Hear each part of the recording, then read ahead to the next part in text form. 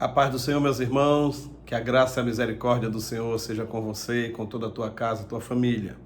Sou o pastor Moisés Vieira e estamos começando mais um subsídio para a nossa Escola Bíblica Dominical, lições bíblicas da CPAD, lição de adultos. Estamos ainda no nosso quarto trimestre de 2022, com o tema principal de todo o trimestre, a justiça divina, a preparação do povo de Deus para os últimos dias, no livro de Ezequiel, certo? Então nós estamos estudando o livro de Ezequiel e tem sido realmente enriquecedora todas as lições a cada domingo. E a lição de hoje, que vamos estudar, a lição de número 4, apenas um subsídio, tá?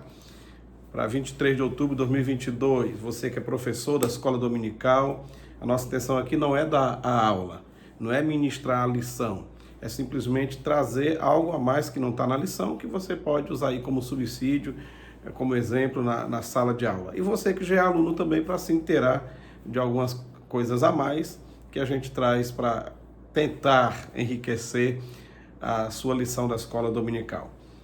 Muito bem, o assunto da lição é quando se vai a glória de Deus. E o textuário: a glória do Senhor se alçou desde o meio da cidade e se pôs sobre o monte que está ao oriente da cidade. Ezequiel 11, 23.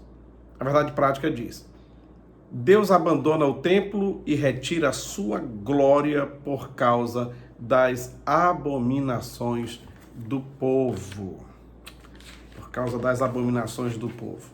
A leitura bíblica que embasa toda esta lição está exatamente no livro de Ezequiel, capítulo 9, 3, depois do capítulo 10, tá? 4 e 18 e 19, aí a gente pula para o capítulo 11, versículos 22 ao 25. Diz assim o texto bíblico: E a glória de Deus, do Deus de Israel, se levantou do querubim sobre o qual estava até a entrada da casa, e clamou ao homem vestido de linho, que tinha o tinteiro de escrivão à sua cinta. 10. Versículo 4. Então levantou a glória do Senhor de sobre o querubim para a entrada da casa, e encheu a casa de uma nuvem, marca isso aí, uma nuvem, e o átrio se encheu do resplendor da glória do Senhor. Então saiu a glória do Senhor da entrada da casa e parou sobre os querubins. Os querubins alçaram as suas asas e se elevaram da terra aos meus olhos, quando saíram, e as rodas os acompanhavam e pararam à entrada da porta oriental da casa do Senhor. E a glória do Deus de Israel estava no alto sobre eles. Ezequiel 11, versículo 22 até o 25. Então os querubins elevaram as suas asas e as rodas as acompanhavam. E a glória do Deus de Israel estava no alto sobre eles. E a glória do Senhor se alçou desde o meio da cidade e se pôs sobre o monte que está ao oriente da cidade.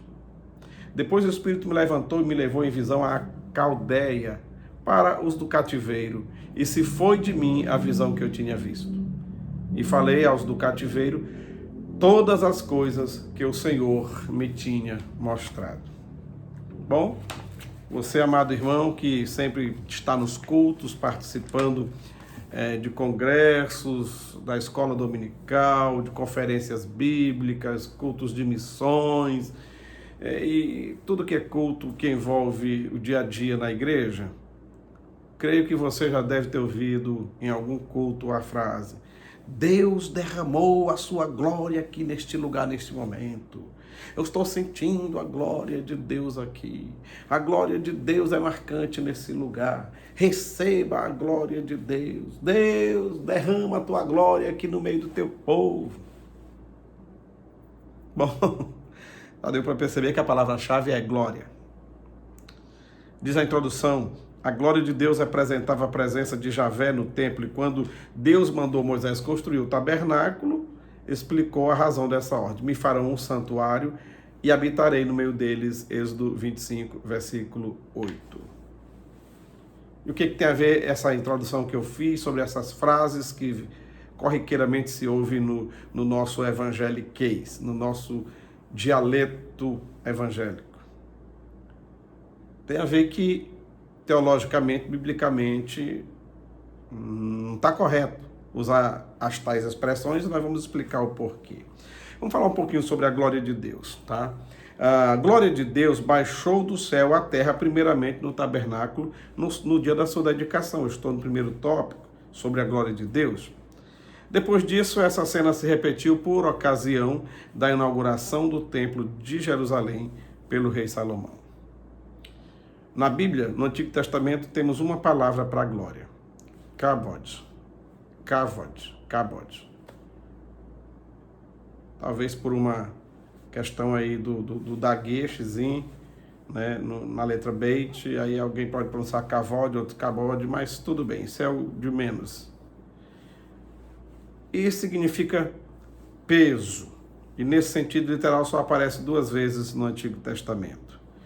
Mas no Novo Testamento, temos a palavra mais usada, é a doxa, doxa, que significa glória, resplendor, poder, honra, reputação. Perdão, poder, honra e reputação. E a outra é timê, que é valor e honra. Mas no texto de Ezequiel indica mesmo a glória e o resplendor da presença de Deus, o fulgor, o brilho e tudo mais. Em Isaías 48:11, o texto tem a ver também com valor e honra. Isaías 48:11. Bom, e o que tem a ver a glória de Deus e as expressões que citei no início aqui deste subsídio? É que nós, seres humanos, que estamos na carne, nós não conseguimos suportar esse Kabod. Não conseguimos suportar essa glória, esse poder, entendeu? Esse peso da glória de Deus, esse resplendor. Nós não suportamos. E orar, pedindo: Deus, derrama a tua glória aqui nesse culto. Derramar a glória. Derramar. Eu sei que essa é uma força de expressão que a gente usa no momento da emoção, que o culto está animado, e alguém até diz: Deus derramou a sua glória. Derramou não. Pode ser que uma unção especial, uma graça de Deus está manifestando, mas a glória dele não derrama não. Nós não suportaríamos.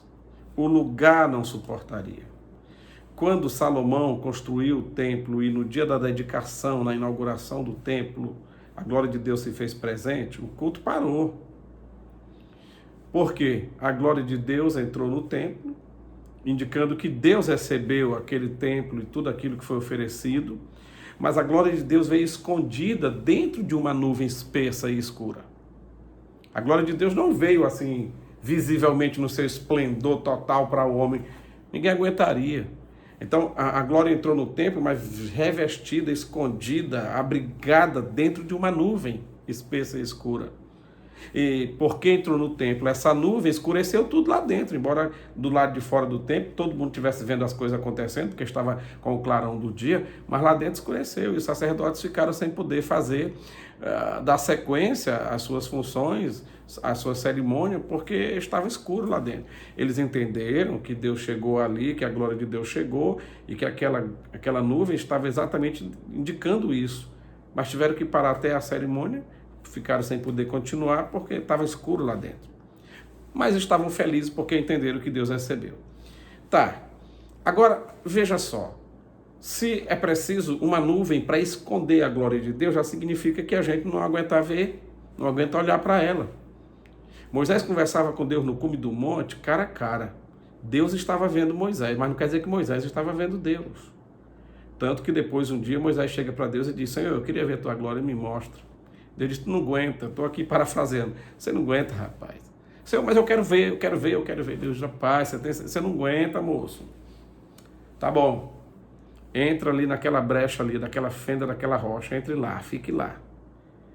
Eu vou tampar com a minha mão e vou passar de costa. Tu vai ficar ali dentro, tá? Fica ali, eu vou passar de costa. E quando eu passar, você vai ver a minha glória pelas costas.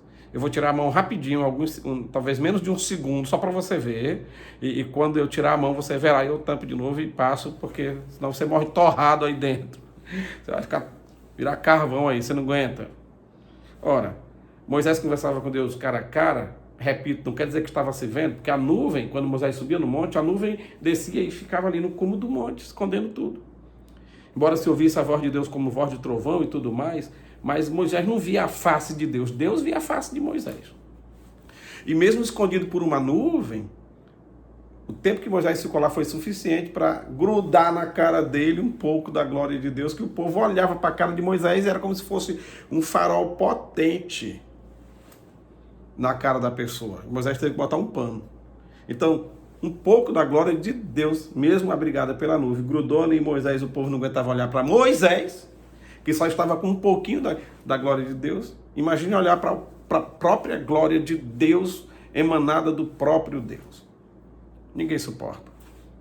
No dia que Jesus ressuscitou, que as mulheres foram lá e viram um moço no jardim achando que era o jardineiro, foram perguntar sobre o corpo de Jesus, não sabiam que era o próprio Jesus. Quando foram para se aproximar, Jesus disse: opa, não toque em mim, eu estou sendo glorificado. Aquela glória que ele se despiu dela lá no céu, quando ele veio para entrar no ventre de Maria, para nascer de Maria, ele estava recebendo de volta. E por que ele não já veio com ela? Porque Maria não suportaria. Ventre de mulher nenhuma, humano, de carne, de sangue, de osso, pessoas normais como nós somos, nenhum ventre de ninguém assim suportaria a glória divina. Então Jesus, ele se despiu do esplendor da sua glória. Essa chama-se kenosis, essa doutrina de Jesus se despir da sua glória. E ele veio para poder nascer de Maria. Agora, depois que ele ressuscita, ele diz: é-me dado todo o poder no céu e na terra, e naquele momento ele estava recebendo a sua glória de volta.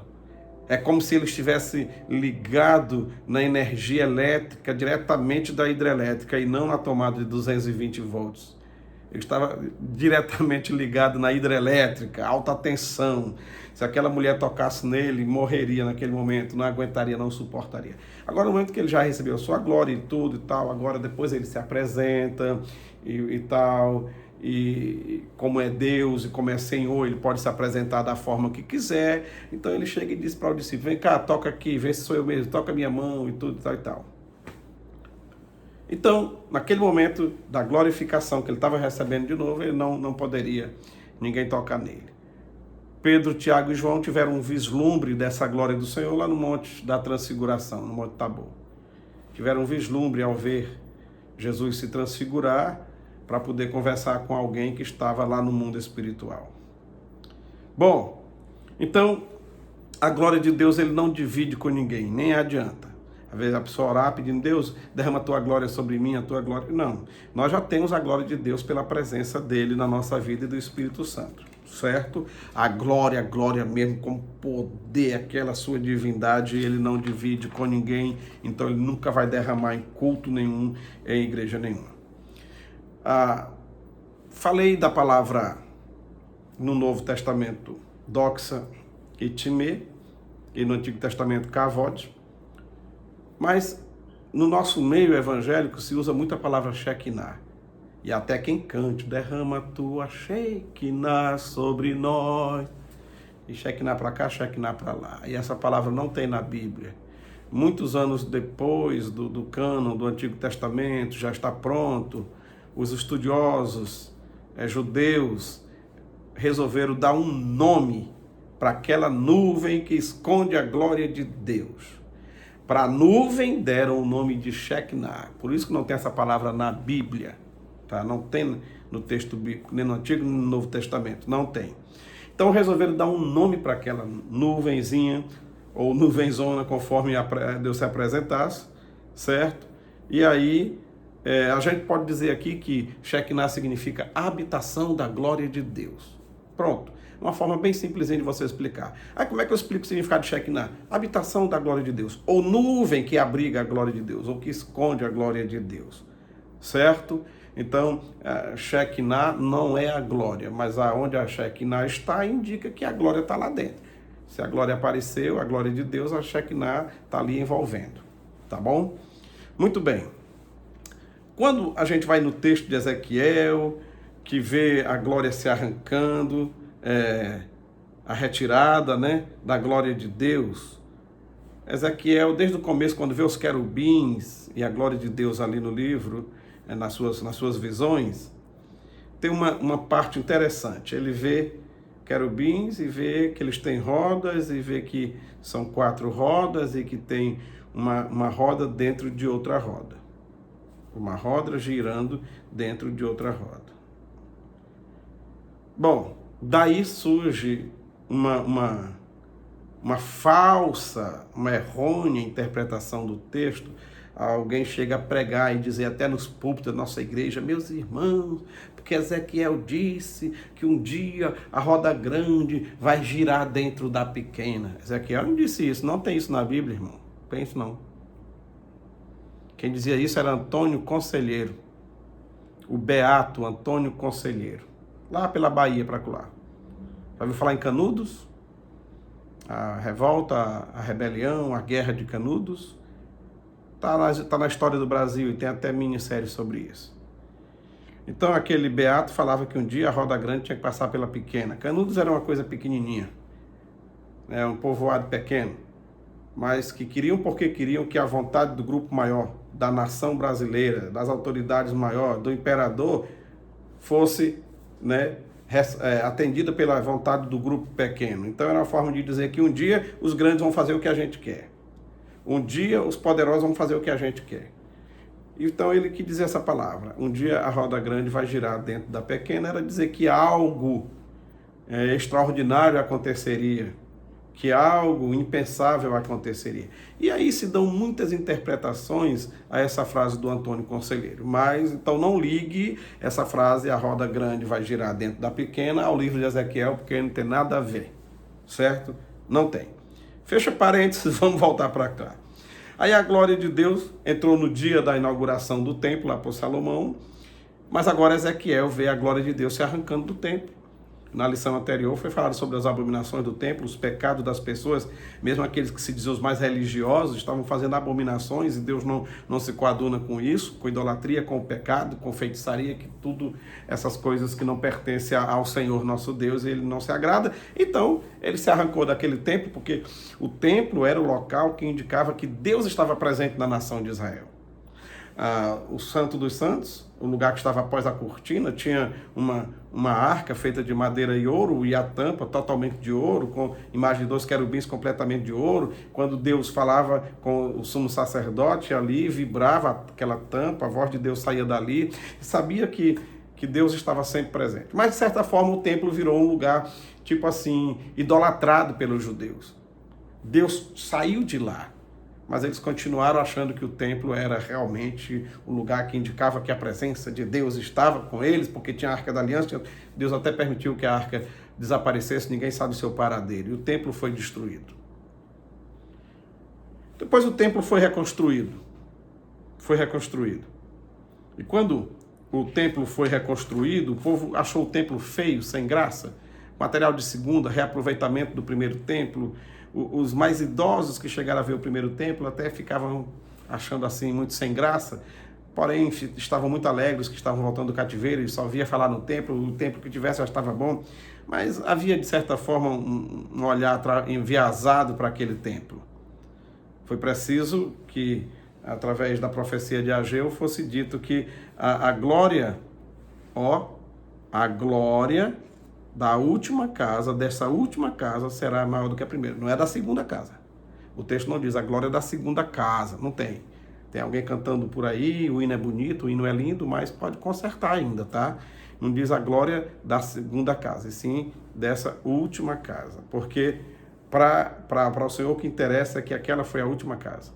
Mas Herodes não fez uma terceira? Não fez. Ele só ampliou a segunda casa, aquela foi a última. Foi derrubada no ano 70 depois de Cristo, tá? Depois da rebelião dos zelotes lá em Jerusalém, querendo tomar o poder de Roma, e a gente já sabe da história. Então aquela casa não ficou pedra sobre pedra, foi derrubado tudo. Aquela foi a última casa mesmo. Herodes não fez uma terceira, ele apenas melhorou, ampliou e tudo, demorou mais de 50 anos e 4 anos depois da inauguração foi totalmente colocado abaixo. E aquela foi a última casa. Mas por que a glória daquela casa foi maior do que a lá que Salomão fez? Porque lá com Salomão, veio, a nuvem entrou, indicando que a glória de Deus chegou ali e recebeu o templo. Mas nessa outra casa, um dia estava lá o sacerdote apresentando um meninozinho. E chegou um homem chamado Simeão, e o Espírito Santo disse que aquele era o prometido. E ele se alegrou, pediu depois da cerimônia, pegou o menino no braço, ele não era sacerdote, era alguém que esperava a consolação de Israel, agradeceu a Deus porque tinha visto já a profecia se cumprindo através daquela criança. Ana também chegou e profetizou. E aquele templo teve o privilégio de ter o Deus conosco, o Deus que se fez carne e habitou entre nós naquele templo. Por isso a glória daquele templo foi maior do que aquele de Salomão, que não teve a presença pessoal da divindade lá dentro, conversando e pregando lá dentro, como teve aquele segundo. Mas assim como o primeiro, os saduceus que se aproveitavam da ingenuidade do povo, da religiosidade do povo para ganhar dinheiro e para enriquecer em cima. Jesus chegou a derrubar a mesa um dia, estavam fazendo da casa de Deus casa de covil de salteadores, ou seja, Jesus se indignou. Então a glória de Deus saiu daquele tempo quando Jesus saiu de lá indignado também. E porque a glória de Deus saiu de lá também, os romanos botaram ele abaixo. E esse negócio de estar idolatrando o templo, ainda hoje pode ser que exista com alguns evangélicos, que acham que se não for na igreja, lá aquele templo construído, inaugurado, com uma fachada bonita, Deus não ouve as orações. Deus ouve. Em qualquer lugar que a gente tiver, nós podemos cantar, podemos orar e fazer o culto a Deus. Agora, a gente não abre mão do templo, porque é um lugar que a gente consagrou para isso, se reúne, é um lugar bom, não é pecado, não é proibido também, porque tem gente que já é exagerado, diz que não pode ter templo de jeito nenhum. Conversa. Pode sim. A igreja não teve logo de cara porque era proibido. O Império Romano não aceitava que construísse. Os judeus também não. Então só depois do ano 300 que os primeiros templos cristãos foram construídos, depois que a lei deu essa abertura. Mas o desejo dos crentes, desde o começo, era ter seu próprio templo. Muito bem. Então, com um templo ou sem um templo, o importante é adorar a Deus em espírito e em verdade, como diz em João capítulo 4, Jesus falando para a samaritana. A samaritana disse, vocês judeus dizem que tem que adorar lá no templo em Jerusalém. Nossos pais dizem que pode ser aqui no Monte Gerizim. Onde é o lugar de adorar? Aí Jesus diz, olha, os verdadeiros adoradores, é como quem diz, não estão nem aí para o lugar. O importante tanto não é o lugar, e sim o adorador. E ele adora em espírito e em verdade, então esse adorador pode adorar ou no templo, pode adorar em casa, no trabalho, no meio da floresta, no meio do mar, onde ele estiver, tá? Muito bem. Agora, interessante que esse templo hoje, que somos eu e você, templo e morada do Espírito Santo, só o somos se realmente o nosso nome estiver no livro da vida e o Espírito Santo habitar em nós. Deus permite, ouça bem, ninguém suporta a glória de Deus. Agora, Deus permite que haja uma possibilidade da sua glória habitar no homem através do seu Espírito Santo. Houve um período na história que a primeira pessoa da Trindade vinha todo dia conversar com o homem na viração do dia antes dele pecar. Depois que ele pecou, Deus ainda falou com alguns, a primeira pessoa da Trindade, esporadicamente, conversando com um com outro e tal, como Abraão, Elias, etc. e tal. Aí, a segunda pessoa da Trindade veio através de Jesus Cristo, quando nasceu de Maria e que conviveu. Agora, no presente momento, estamos na dispensação do Espírito Santo. É a terceira pessoa da Trindade. Jesus disse, eu vou para o Pai e enviarei o Consolador. É a vez dele. Então, o Espírito Santo habita em nós. Não habita em templo construído por mão de homem. Nesse caso, a glória de Deus está em nós através de Jesus Cristo, de seu Espírito Santo que habita em nós. A nuvenzinha que esconde Deus hoje é você e eu, que somos servos de Deus, que cremos, e assim o Senhor habita em nós. Agora, se nós fizermos como fizeram a nação de Israel, os judeus, e começarmos a desagradar a Deus, a pecar, a falar mal do próximo, a fofocar, adulterar, se prostituir, mentir e fazer tudo que não agrada a Deus, mesmo que a gente tenha roupa de crente, jeitinho de crente, linguagem de crente, Bíblia de crente, o Espírito Santo cai fora. E se o Espírito Santo cair fora, esse templo aqui não vale mais nada. Porque é o que diz o apóstolo Paulo. O que indica que nós somos de Deus é o Espírito Santo que está em nós. E aquele que não tem o Espírito Santo, esse tal não é de Deus. Não é de Deus. Ou então, a gente fica se enganando a outro e tudo mais. Só que Deus ninguém engana.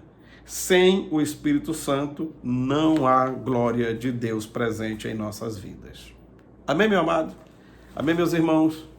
Boa aula, professores, boa aula, alunos, uma boa escola bíblica dominical, que seja muito proveitosa para todos. É sempre um prazer estar com vocês. Se você gostou, nos ajude em oração. Se não gostou, ore mais ainda para a gente tentar melhorar.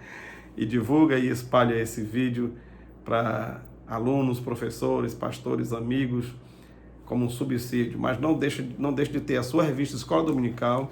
O conteúdo completo está aqui. E tem também o livro de apoio. Então aqui é só um subsídio. Espero que tenha ajudado de alguma forma. Que Deus te abençoe. A paz do Senhor.